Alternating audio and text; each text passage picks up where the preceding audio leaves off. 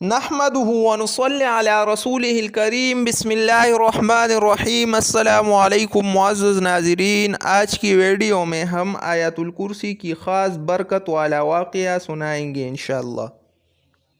حضرت ابی بن کعب رضی اللہ تعالیٰ عنہ فرماتے ہیں کہ میرے ہاں کھجور کی ایک بوری تھی۔ میں نے دیکھا کہ اس میں سے کھجوری روز بروز کم ہوتی جا رہی ہے۔ ایک رات میں جاگتا رہا اور اس کی نگہبانی کرتا رہا۔ رات کے کسی پہر میں نے دیکھا کہ ایک جانور مثل جوان لڑکے کے آیا۔ میں نے اسے سلام کیا تو اس نے میرے سلام کا جواب دیا۔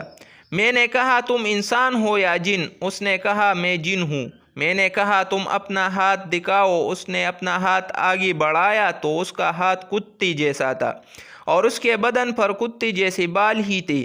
میں نے کہا جنوں کی پیدائش ایسی ہے؟ اس نے کہا جنات میں سب سے زیادہ طاقت والا ہوں۔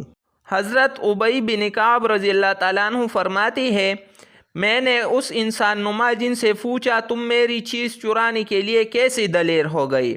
تو اس نے کہا ہمیں معلوم ہوا آپ صدقہ کرتے ہو اور صدقہ کو پسند کرتے ہو، اس لیے میں نے سوچا کہ ہم آپ کے صدقہ سے کیوں محروم رہے۔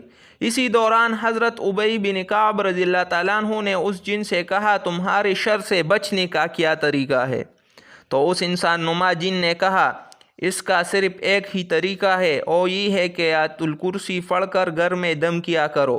حضرت ابی بن کعب رضی اللہ تعالیٰ عنہ فرماتے ہیں کہ میں نے صبح جناب نبی کریم صلی اللہ علیہ وآلہ وسلم کی خدمت میں حاضر ہو کر رات کو پیش آنے والا سارا واقعہ سنایا تو آپ صلی اللہ علیہ وآلہ وسلم نے فرمایا اس خبیث نے یہ بات بالکل سچ کہی ہے۔ ہمیں بھی چاہیے کہ گھر اور مال کی حفاظت کے لیے آیت الکرسی پڑھ کر گھر میں دم کیا کرے۔ حضرت عبد الرحمن بن عوف رضی اللہ تعالیٰ عنہ کا بھی یہی معمول رہا۔